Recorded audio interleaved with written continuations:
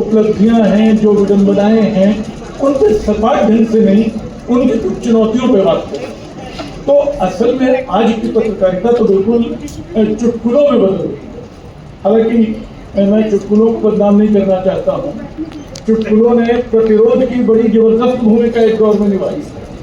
यानी जर्मनी में, हिटलर की जर्मनी में विस्परिंग जोक्स चलते थे, यानी आप कुछ नहीं कह सकते हैं तो चुटकुले कह के अपना प्रतिरोध जताइए। तो एक चुटकुले से ही शुरुआत करते हैं। एक मौलवी साहब, उनको औलाद नहीं हो रही, तो उनकी बेगम ने दुआ मांगी, अल्लाह एक औलाद दे दे, मैं मौलवी से मस्जिद में ढोलक बजवाऊंगी। औलाद उनको हो गई। उन्होंने मौलवी साहब से कहा, जाओ मस्जिद में ढोलक बजाओ। मौलवी साहब, आप बबूला हो गए, तू क्या बोलती है, मौसीकी तो हराम है बिल्कुल इस्लाम में, मैं ढोलक कैसे बजाऊंगा। तो पति पत्नी में झगड़ा शुरू हो गया। कुछ बीवी का दबाव, कुछ खुदा का खौफ कि बच्चा सलामत रहे। अब मौलवी साहब ने क्या किया, एक ढोलक गले में टांगी, निकल पड़े। लोगों ने रास्ते में देखा कि अरे ये क्या कर रहे हैं। वो सीधे मस्जिद पहुंचे, एक जोर की थाप मारी, क्या ऐसे ढोलक बजाना हराम। फिर दूसरी थाप मारी, ऐसे ढोलक बजाना हराम। आधे घंटे तक तरह तरह से ढोलक बजा के वो बताते रहे कि ढोलक बजाना किसे हराम। तो मुझे लगता है कि जब हम लोग हिंदी पत्रकारिता पर बात करते हैं तो अचानक बहुत नैतिक होते हैं। समाज को क्या वाकई ऐसी पत्रकारिता चाहिए जिसमें प्रतिरोध का स्वर हो? क्या वाकई वो जो मौजूदा दौर की हिंसा है, मौजूदा दौर की असहिष्णुता है, उससे लड़ना चाहता है? इस सवाल पर मैं लौटूंगा। अब तो मेरा मन कर रहा है कि फिर एक चुटकुले और मुझे याद आ रहे हैं। और ये सच है कि कई बार बड़े नेता, यानी वो चुटकुलों को ठीक से सुनते हैं, सहते हैं। मुझे बोलते हुए ख्याल है कि ब्रिटेन के जो प्रधानमंत्री थे विंस्टन चर्चिल, उनके बारे में किसी ने कहा कि चर्चिल मूर्ख है, उसको गिरफ्तार कर लिया गया। तो पार्लियामेंट में बड़ा हंगामा हुआ कि मूर्ख कहने पे गिरफ्तार आप कैसे कर सकते हैं किसी को। चर्चिल ने कहा, कहते हैं चुटकुला ही होगा, कि असल में उसको मूर्ख कहने के लिए गिरफ्तार नहीं किया गया है, तो वार टाइम में, युद्ध के समय एक ऑफिशियल सीक्रेट उजागर करने के लिए गिरफ्तार किया। तो ये चर्चिल थे। अब मैं आता हूँ पत्रकारिता के इतिहास पे। 200 साल पहले जो उदंत मार्तंड शुरू हुआ था, उगता हुआ सूरज, वो एक ऐसे साम्राज्य में शुरू हुआ था जिसका सूरज कहते हैं कभी डूबता नहीं। हालांकि उसी के समय एक ब्रिटिश कवि ने कहा था कि ये वो साम्राज्य है जिसमें खून की नदियां भी कभी नहीं सूखती। लेकिन सच ये है कि भारतीय पत्रकारिता का और हिंदी पत्रकारिता का भी जो इतिहास है वो जेल खानों में पली पत्रकारिता है। आप ध्यान दीजिए तो आज़ादी की पूरी लड़ाई में सबसे तीखे प्रहार पत्रकारिता ने झेले, और जितने बड़े नेता रहे सब पत्रकार रहे। गांधी, तिलक, नेहरू, अंबेडकर, मूक नायक जैसा अखबार उन्होंने निकाला। और दूसरी तरफ जो वाकई पत्रकार थे, गणेश शंकर विद्यार्थी ने जान दी, और तमाम लोगों को त्याग कर लीजिए आप, जिनकी चर्चा हो चुकी है। तो भारतीय पत्रकारिता कायदे से जेल खानों में बदली। आज़ादी के बाद मैं इस पूरे दौर को कम से कम 6-7 हिस्सों में बांटता हूँ। पहला हिस्सा नेहरू का दौर है। अब नेहरू के दौर में दो चीज़ें, एक तो नेहरू की उदारता के किस्से गाए जाते हैं जो बहुत दूर तक सही है। व्यक्तिगत रूप से नेहरू उदार थे। मुझे याद है कि कुछ साल पहले प्रधानमंत्री को लेकर टिप्पणी को लेकर गर्दभ कह दिया था उनको किसी ने, बहुत हंगामा हुआ। एक तौर के कार्टून आप देख लीजिए, नेहरू को बाकायदा गधे की तरह दिखाया गया था, और कहते हैं कि पीएमओ से उस कार्टूनिस्ट के पास फोन गया कि would you like to have a cup of tea with N S, क्या आप एक गधे के साथ एक कप चाय पीना पसंद करेंगे? तो ये नेहरू थे। हालांकि मैं उस तरह चीज़ों को नहीं देखता हूँ। मैं जानता हूँ कि सत्ता कोई भी हो वो आलोचना कतई बर्दाश्त नहीं करती। नेहरू के समय भी मजनू सुल्तानपुरी जैसे गीतकार को जेल जाना पड़ा था, और इसलिए उन्होंने नेहरू के बारे में राष्ट्रमंडल की वकालत को लेकर उनकी टिप्पणी कर दी थी और जमानत देने से मना कर दिया। कई फिल्मों के गीत अटक गए थे उस दौर। तो ये बल्कि आप, मुझे लगता है कि मुक्तिबोध को या धूमिल की पटकथा को पढ़िए जो नेहरू युग का वृत्तांत लिखती है, तो लगता है कि ये अंधेरे में जो जुलूस निकलता है वो नेहरू के दौर में ही निकलता जुलूस है। तो उस दौर की भी आलोचना, और नेहरू ने भी अपनी आलोचना को एक तरह से बढ़ावा दिया, अपनी आलोचना में खुद लेते थे। लेकिन उस दौर की पत्रकारिता जो थी वो कायदे से राष्ट्र निर्माण के तथाकथित प्रोजेक्ट में लगी। वो समाजवादी सूत्र लोहिया लेकर आते हैं और लोहिया के पत्रकारों पे गहरा प्रभाव है। तब भी जो समीकरण बदलता है दूसरा दौर जो वो 1975 में इमरजेंसी के साथ आता है। उसके बारे में लाल कृष्ण आडवाणी ने कभी बहुत व्यंग्य से कहा था कि उनको घुटनों के बल चलने को कहा गया था और वो रेंगने लगे, जिसको एक बहुत लंबी काली रात कहते हैं। सलमान रुश्दी ने अपने उपन्यास मिडनाइट स्टूडेंट में कहा कि बहुत लंबी रात थी, 19 महीने की। कुलदीप नैयर लगातार जेल में, गिरधर राठी और कई हम लोगों के परिचित हानिफ साद मिश्र ने, जो बहुत बड़े कवि थे, तय किया कि मैं सुबह दोपहर शाम एक कविता लिखूंगा इंदिरा गांधी के खिलाफ, इमरजेंसी के खिलाफ। वो लगातार लिखते रहे और त्रिकाल संध्या के नाम से उनका संग्रह प्रकाशित। तो ये सच है कि इमरजेंसी में सारे दमन के बावजूद पत्रकारिता की लौ बचाए रखने वाले लोग थे, और ये एक बड़ी पत्रकारिता के लिए नाज करने वाली बात है। 80 के बाद एक तीसरा दौर शुरू होता है, और ये दौर बहुत महत्वपूर्ण है। तो मुझे याद है कि आप लोग कलकत्ता के लोग, आप लोगों को सुबह सुबह अखबार मिल जाता था। 70 के दशक में सुबह की अखबार और चाय मैं सिर्फ किताबों में पढ़ा करता था, क्योंकि मेरे घर दिल्ली से नवभारत टाइम्स या टाइम्स ऑफ इंडिया शाम को पहुंचता था। उस समय छोटे शहरों में अखबार नहीं निकलते थे। 80 के दशक में पहली बार छोटे शहरों में तकनीक बदली, नई मशीनें आई, छोटे छोटे संस्करण शुरू हुए, अखबार निकलने शुरू। पहली बार लगा कि अरे आपके मोहल्ले की खबर भी छप सकती है, आपके अपने नेता का बयान भी छप सकता है। मुझे लगता है कि वही दौर रविवार के जनसत्ता के उभार का दौर है, और 1991 तक की पत्रकारिता बड़ी तेजस्वी ढंग से आगे बढ़ती है। वो उसका क्षेत्रीय विस्तार बहुत बड़े पैमाने पे होता है। अचानक जनाकांक्षा जो वो अखबारों के पन्नों पे दिखाई पड़ती है। 91 के बाद मेरे हिसाब से तीसरा दौर शुरू होता है, जो उदारीकरण के बाद का दौर। बहुत बड़ी पूंजी आ गई है, बहुत बड़ा विज्ञापन आ रहा है, और उसी समय रामनाथ गोयनका की मृत्यु होती है। इंडियन एक्सप्रेस का जो एक तेवर था वो अचानक थोड़ा मंद पड़ जाता है, और टाइम्स ऑफ इंडिया उसी दौर में घोषित करता है कि अखबार नहीं ब्रांड है और विज्ञापन दाताओं के लिए। और उसी दौर में हिंदी के कवि जो गंगा प्रसाद जी बोल रहे थे, ललित लीलाधर जगुड़ी के कविता संग्रह का एक नाम आता है, खबर का मुंह विज्ञापन से ढका है। ये जैसे इस पूरे नई अखबारी संस्कृति को रूपायित करने वाला नाम, खबर का मुंह विज्ञापन से ढका है। वो आज तो आप अखबार देख लीजिए, शुरू के 3 पेज विज्ञापन ही होते हैं, और खबरों में भी जो छुपा विज्ञापन होता है आप उसको पढ़ सकते हैं। तो 91 से 2003 तक ये ब्रांड विकसित हो रहा है, और इसके साथ साथ 2003 के बाद अचानक टीवी चैनलों का उभार होता है। टीवी चैनलों का जो उभार होता है, अच्छा मेरे समय कितना है तो आप लोगों के सुनने की भी सीमा होगी। तो ठीक है, मैं कई बातें, भाषा की बात करनी है मुझे, महिलाओं के मुद्दे पे जो गीता जी ने कहा उस पर भी बात करनी है मुझे, नहीं आपने। खैर, तो मैं बात कर रहा हूँ कि 2003 के बाद अचानक जो टेलीविजन आता है 24 घंटे का, जब पहली बार हम लोग, आपको याद होगा कि न्यूज जो सुना करते थे दिन में 2 बार सुन लेते थे, पर्याप्त होता था।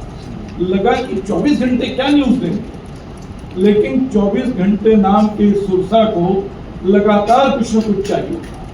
शुरू के 2-3 साल तो दुर्भाग्य से और माध्यमों के सौभाग्य से कई ऐसी दुर्घटनाएं हुई जिनके सहारे 2-3 साल खींच गए। यानी गुजरात का जो भूकंप था, भुज में जो आया था, टीवी चैनल पहली बार वहां पहुंच के लाइव दिखा रहे थे। उसके बाद 9/11 जो टीवी पे जो टकराते थे विमान अमेरिका में ट्विन टावरों पे, वो ऐसा दर्शनीय दृश्य था जो लगता था कि लगातार इसको देखते चलो। बल्कि मुझे याद है कि अलका सरावगी कलकत्ते की ही है, वो कॉलम लिखा करती थी। उन्होंने एक जनसत्ता में उनका कॉलम आता था, उन्होंने लिखा कि कई बार तो मैं इसलिए देखती हूँ कि शायद इस बार टकरा जाए। तो उस अंदाज में नहीं, वो किसी जूता वाले प्रसंग में उन्होंने कहा था, वो बुश पे जूता चला था, तो कहा कि इस बार मैं देखती हूँ कि शायद ये जूता लग जाए। तो ये जो आप पत्रकारिता के शुरू के 2-3 वर्षों का दौर टेलीविजन पे कुंभ आया था, कुंभ को नए ढंग से कवर करने की बात, लेकिन धीरे धीरे सब थकने लगे। उसके बाद फॉर्मूला शुरू हो गया, 3-4 तरह के फॉर्मूले चले। एक फॉर्मूला सी का चला, क्राइम, सिनेमा, क्रिकेट। एक मजे पे कहा जाने लगा कि 4 आर चलते हैं। राजू क्या नाम था उसका, राजू श्रीवास्तव, राहुल द्रविड़ और एक और कोई था, वो राखी सावंत, क्या यही चलते हैं टीवी। तो धीरे धीरे टीवी तमाशे में बदलता चला गया और अखबारों ने अपने आप को भी उसी पेस में शामिल कर दिया। बहुत तेजी से खबर देने की काम, बहुत तेजी से आगे बढ़ने का काम, रफ्तार। ये सच है कि कोई रिपोर्टर सबसे पहले खबर देता है, या मैं डेस्क पे बैठा हुआ किसी खबर को सबसे पहले लगाता हूँ, तो मैं भी चारों तरफ देखता हूँ कि अरे सिर्फ हमारे यहाँ ये खबर है। लेकिन खबर के सबसे पहले देने की खुशी एक बात है, और रफ्तार एक बहुत खतरनाक चीज है। बल्कि मुझे याद है कि हिंद स्वराज में गांधी जी ने रफ्तार को लेकर लिखा है, बल्कि उन्होंने जो 20 किताबों का उल्लेख किया है, उसमें जोसेफ टेलर या क्या नाम था उसके किताब है फैलेसी ऑफ स्पीड। उसमें बताते हैं वो कि स्पीड जो है वो लोगों से आपका रिश्ता बदल देती है। आप कहीं भी जाते हैं अगर, तो धीरे धीरे धीरे धीरे चलते हुए सारी चीजों को देखते जाते हैं। आप किसी जंगल में टहलते रहें तो जंगल आपको बहुत प्यारा लगेगा, आपको हर फूल को छूने का, हर लता को देखने का, नदी के किनारे बैठने का मन करेगा। आप उस जंगल में दौड़ना शुरू कर दें तो जंगल आपका शत्रु हो जाएगा। लगेगा इस पेड़ को गिरा दो, इस नदी को सुखा दो, इस डाल को काट दो। तो आज हिंदी पत्रकारिता बिल्कुल दौड़ने के मूड में है। वो सामाजिक सरोकारों के सारे वृक्षों की शाखाएं बिल्कुल काट देना चाहती है, नष्ट कर देना चाहती है। हिंदी पत्रकारिता का संकट दोहरा है। एक तो जो मैं पहले भी कह रहा था कि एक संकट तो इसने समाज का दिया, वो संकट ये है कि धीरे धीरे पूरा का पूरा हिंदी मध्यवर्ग जो है वो अंग्रेजी में शिफ्ट कर चुका है। हिंदी अब बोलचाल की भाषा हो चुकी है। हिंदी में सिनेमा बनता है, हिंदी में क्रिकेट की कमेंट्री होती है, हिंदी में न्यूज भी चलता है, लेकिन फैसला लेने वाले लोग उस पर अंग्रेजी के लोग, वो अंग्रेजी नहीं बोलते। हिंदी धीरे धीरे हमारी वजह से ही एक बोली में बदलती है। और टीवी चैनलों की और अखबारों की जो भाषा है, ऐसी स्मृतिहीन, ऐसी स्मृति विपन्न भाषा तो कभी थी ही नहीं। यानी भाषा की स्मृति होती, जिसकी बात मुझे लगता है थानवी जी ने की थी कि भाषा में आज के दम नहीं बचा। क्यों नहीं बचा? भाषा कहाँ से बनती है? और इसमें फिर सोशल मीडिया और डिजिटल मीडिया के रोल को देखिए। ये जो सोशल मीडिया है, इसने किस बुरी तरह चीजों को क्षतिग्रस्त किया हमारी भाषा को।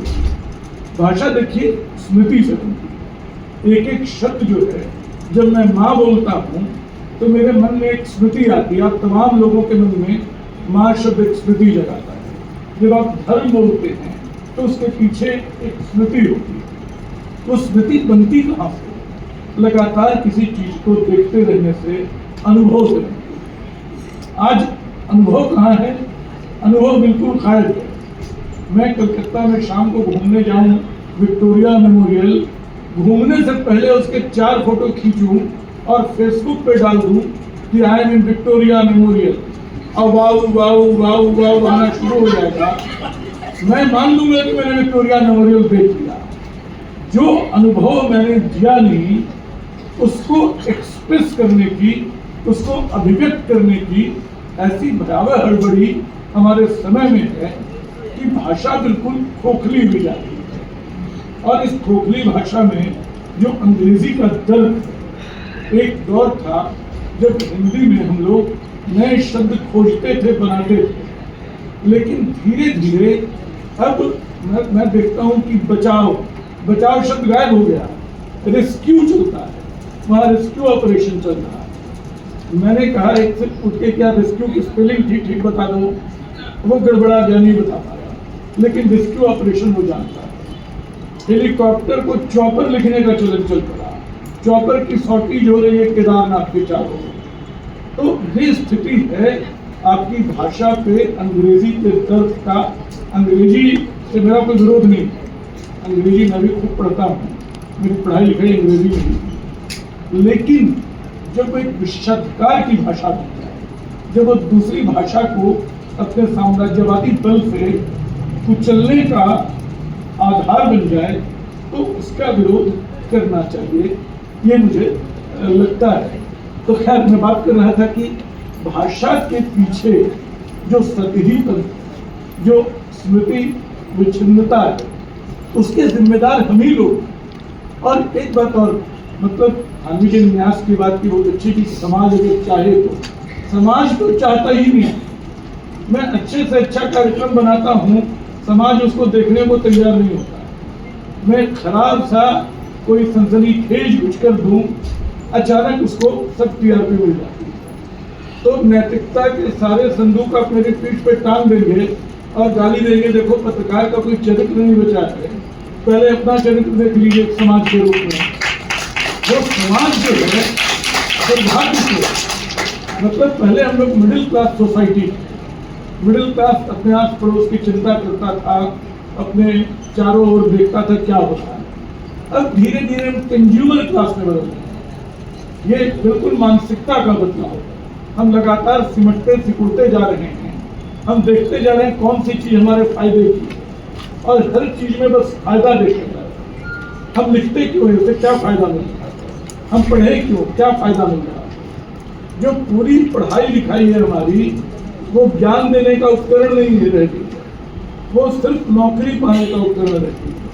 और नौकरी भी कैसी, जो ज्यादा पैसे वाली नौकरी, कहीं जीने का, कहीं किसी उद्देश्य का कोई मामला मुझे बचा हुआ दिखाई नहीं पड़ता। इसके बीच पत्रकारिता की जो चुनौती की बात हम कर रहे हैं, वो असल में सिर्फ पत्रकारिता की नहीं, पूरे समाज की चुनौती है।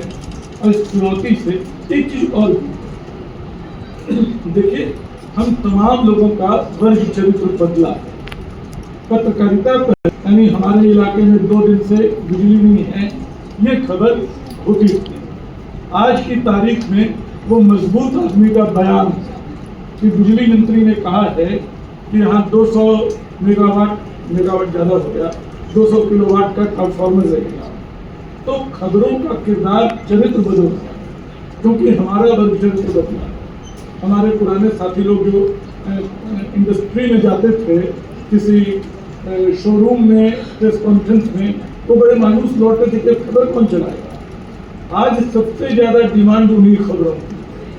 आज पेट्रोल का दाम बढ़ता है तो मुझे चिंता होती है मेरी कार में कहाँ से आएगा पेट्रोल। जब होम लोन को लेकर कोई खबर आती है, सबसे तेजी से दौड़ती है। तो हमारे लिए छत्तीसगढ़ के जंगलों की आज अहमियत नहीं रखती, हमारे लिए होम लोन मैटर करता है। बारिश होती है तो हमारी चिंता ये होती है कि कहीं सड़क पे जाम न हो जाए। हम ये नहीं देखते हैं कि उससे किसान को फायदा होगा या नहीं होगा। खबरों में निष्पक्षता या तटस्थता जैसी कोई चीज नहीं। जो तटस्थ होता है वो सिर्फ घटना होती है, यानी पानी का बरसना एक घटना है। जब हम न्यूज बनाते हैं अचानक उसको जोड़ते हैं किसी संदर्भ से, तब वो खबर जो है एक खबर का रूप लेती है, उसमें हमारी पक्षधरता दिखती है। जब हम गाजा के बच्चों की बात करते हैं, नहीं तो युद्ध तो बड़ा फायदे का सौदा है, युद्ध से दुनिया भर की इकोनॉमी बढ़ रही है, सबसे ज्यादा हथियारों का सौदा इन्हीं वर्षों में हुआ, उद्योगपतियों के लिए इससे अच्छी खबर कोई नहीं। लेकिन हम तमाम लोग उद्योगों के विरोध में क्यों, हम कमजोर लोगों के पक्ष में क्यों खड़े हो? अचानक मुझे मुराकामी का एक भाषण याद आ गया। आप लोग बोर नहीं हो रहे हैं? पास एक सम्मान मिला इजराइल में, तो वो इजराइल आज जैसा ही इजराइल था, यानी वहाँ गोलान हाइट्स पे तमाम तरह के अत्याचार हो रहे थे और सब कुछ हो रहा था जो अब हो रहा है, बड़े भयावह पैमाने पर हो रहा है। गाजा पट्टी पे सब कुछ चल रहा था। कई लोगों ने उसका कहा कि तुम मत जाओ, तुम पुरस्कार लेने मत जाओ, विरोध करो। लेकिन मुराकामी गया, वहां उसने अपना भाषण दिया, उसमें 3 बातें। पहली बात कही कि देखो, मैं सब लोग मना कर रहे थे, लेकिन मैं आया क्योंकि एक लेखक के तौर पे मुझे लगता है जहां मना करना चाहिए वहां जरूर जाना चाहिए। दूसरी बात उसने कही कि दुनिया में हर कोई झूठ बोलता है, यानी नेता भी झूठ बोलता है, ठेकेदार भी झूठ बोलता है, अफसर भी झूठ बोलता है, लेखक और पत्रकार भी झूठ बोलता है। लेकिन लेखक का झूठ, उपन्यासकार का झूठ, सच को उसकी खोह में से बाहर निकाल लाने की सरसी की तरह का काम करता है। बात किया था और जनसत्ता में छपा था, मुझे को याद नहीं होगा, वो छपा था जनसत्ता में। उन्होंने तीसरी बात कही कि अंडे और दीवार में जब भी मुझे चुनना हो तो मैं अंडे को चुनूंगा, दीवार को नहीं। इतिहास तय करेगा कि कौन सही था कौन गलत, लेकिन मैं हमेशा कमजोर के पक्ष में खड़ा हूं। एक लेखक की सही प्रतिज्ञा ये हो सकती है। लेकिन बाद में मैं विचार कर रहा था कि मुराकामी ये बात तो दीवार से लग के कह रहे, इजराइल के मंच पे खड़े होकर कह रहे। उनके कहे हुए में और उनके किए हुए में एक फासला था। इसको समझने की जरूरत है कि लेखन की विडंबनाएं क्या क्या होती हैं। तो सोशल मीडिया ये बहुत खतरनाक है और कई बार मुझे लगता है कि खास तौर पे मतलब आज जो पिछले कुछ वर्षों में राष्ट्रवाद और देशभक्ति का जो एक नया उफान आया, जो एक नया क्राइटेरिया बना कि आप अगर बाजार के खिलाफ हैं तो आप देशद्रोही हैं, आप अगर खालिद उमर की जमानत के पक्ष में हैं तो आप देशद्रोही हैं, आप अगर मानवाधिकारों का सवाल उठाते हैं तो आप देशद्रोही हैं, आप अगर किसी पत्रकार के हक की बात करते हैं तो आप देश के खिलाफ हैं। मुझे याद आता है रविन्द्रनाथ टैगोर की याद आती है, कलकत्ता के ही, हम लोग बार बार कलकत्ता कर रहे हैं। 2 देशों का राष्ट्रगान उनका है और मतलब भारत के अलावा बांग्लादेश में शायद बदल दिया जाता है। तो श्रीलंका का भी राष्ट्रगान जो है वो उनकी छाया में तैयार है। शांति निकेतन में उनके एक शिष्य ने भी उसका संगीत तैयार किया। लेकिन गुरुदेव ने सबसे ज्यादा राष्ट्रवाद और देशभक्ति के खतरों से चेतावनी दी। उन्होंने 1906 में अपने एक मित्र को चिट्ठी लिखी थी कि मैं इंसानियत के हीरे को देशभक्ति के कांच से बदलना नहीं चाहूंगा। ये उनकी चिट्ठी थी। बाद में उन्होंने कहा कि ऐसी शिक्षा बेमानी है जो देशभक्ति को इंसानियत से बड़ा बताए। उन्होंने जापान में 3 भाषण दिए थे, जो बाद में किताब की शक्ल में, शायद ये 1916 की बात है। एक nationalism in Europe, nationalism in India और नेशनलिज्म इन जापान। जापान बहुत नेशनलिस्टिक देश था। जापान में राष्ट्रवाद अपने चरम पर था। उसने चीनियों पे बहुत अत्याचार किए हैं तो, और चुटकुले से शुरू किया तो मुझे एक और चुटकुला जापानी राष्ट्रवाद को लेकर याद आ गया। चुटकुलों में प्रतिरोध की बड़ी ताकत थी। वो चुटकुला ये था कि 19वीं सदी के आखिर में एक घर में चोर घुसा। अब मालिक जाग गया घर का। उसने कहा कि कैसे इसको पकड़ा जाए। उसने राष्ट्रगान गाना शुरू कर दिया। चोर सावधान के मुद्रा में खड़ा हो गया। उसको पकड़ लिया गया। 6 महीने बाद सजा हुई, चोर को नहीं मकान मालिक को राष्ट्रगान के अपमान। यानी हमारे समय में बहुत सारे चोर लोग राष्ट्रगान के पीछे छुपे। तो आज की पूरी पत्रकारिता बौद्धिकता जितने बुरे ढंग से सांप्रदायिकता, राष्ट्रवाद और देशभक्ति के एक भयानक नशे की चपेट में, जिससे वो कुछ भी देखे उसको जिस तरह आगे बढ़ा रहा है, वो मतलब मैं फैमिली ग्रुप जो हमारे व्हाट्सएप के हैं, मैं उनमें अकेला पड़ गया। मैं मामा चाचा सबको देखता हूँ, अजीब अजीब तरह के संदेश देते हैं। एक बार एक संदेश आया, ये बात 4-5 साल पुरानी, कि नासा ने सूर्य की ध्वनि रिकॉर्ड की है और ये ध्वनि ओम जैसी कीजिए। नासा तो अभी तक शनि और कैसिनी के चक्कर लगाने में लगा है, उसका वो कहाँ सूर्य की ध्वनि रिकॉर्ड करेगा। अच्छा, गलत है। उन्होंने 2 साल बाद वही मैसेज एक सीनियर जर्नलिस्ट ने मेरे पास भेजा कि नासा ने सूर्य की ध्वनि रिकॉर्ड की है ओम जैसी। मैंने फोन किया कि आप इस झांसे में कैसे आए। मैंने कहा कि व्हाट्सएप पे अंगूठा लगाने से पहले दिमाग लगाएं।